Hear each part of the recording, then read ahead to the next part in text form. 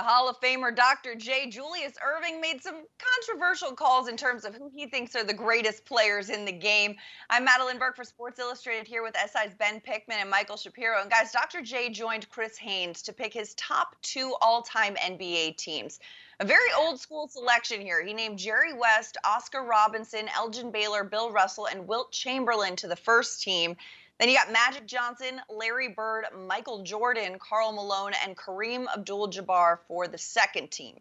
So a glaring omission of LeBron James. You got Jordan on the second team. What do you make of the way that this list shaped up, Ben?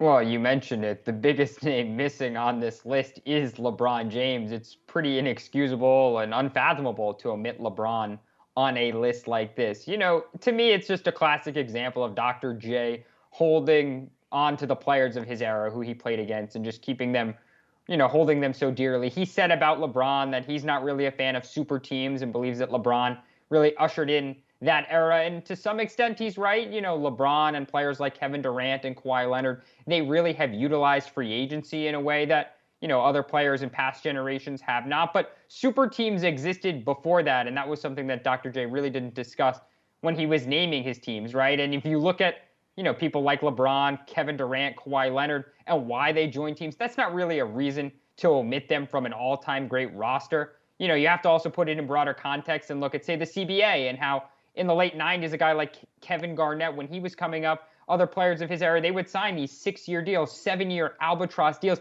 that teams didn't like. So even blaming players like LeBron for taking these 2-year, 3-year, 4-year deals and flip-flopping teams, ping-ponging around the league, that seems like a silly argument to base your reason to not include him on this list on. But again, he's pretty wrong. I don't think anyone who watches basketball would argue LeBron isn't in that top 1, 2, 3 conversation. So, let's not get so worked up over this glaring Dr. J omission. Yeah, I mean, when you look at the list itself, it is a little shaky. I don't want to hate on Dr. J here, but I think the bigger point that we have to kind of mention is this whole kind of LeBron creating super team narratives, I think has always been pretty flawed, right? I mean, I think the Lakers had a pretty solid big three when they had Magic, Kareem, and James Worthy. I think the Celtics had a pretty great big three with Bird, McHale, and Parrish. And the reason that LeBron James went and kind of orchestrated this whole thing in Miami in the first place almost a decade ago is because he was getting so much hate for falling short in the finals. So what else is he going to do other than leaving a Cavs team that wasn't very good, joining forces in Miami and actually winning titles, getting the respect he so very deserves? And even to blame LeBron specifically is kind of misguided, right? The Celtics right before LeBron's championships with Allen, Garnett, and Pierce, that was a big three. So this whole idea that free agency and LeBron specifically ruined the sport or ruined the competitive balance of the game, I think is pretty misguided. I think a quick look at history shows that Dr. J's point really doesn't hold any water.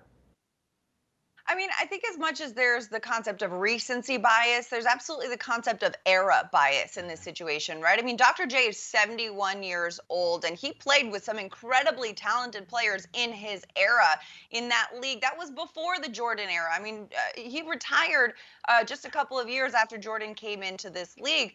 He probably looks at Jordan the way that players in Jordan's era look at LeBron James, undeniably impressed, but still kind of holding on to that nostalgia of that back in my day, the players that I played with played the game differently. And we've all seen the way that the game has evolved, not just on the court, but off of it. I mean, Jamal Crawford recently tweeted out an anecdote from 24 years ago.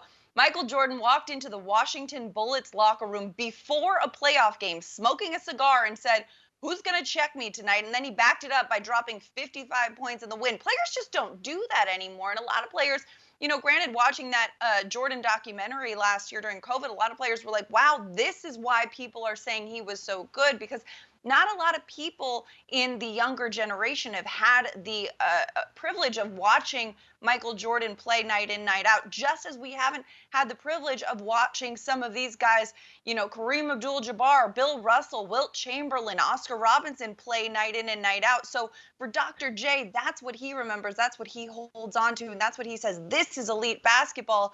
For all of us in our own era of when we are watching the most basketball is when we kind of become most attached to the players, is my perception at least.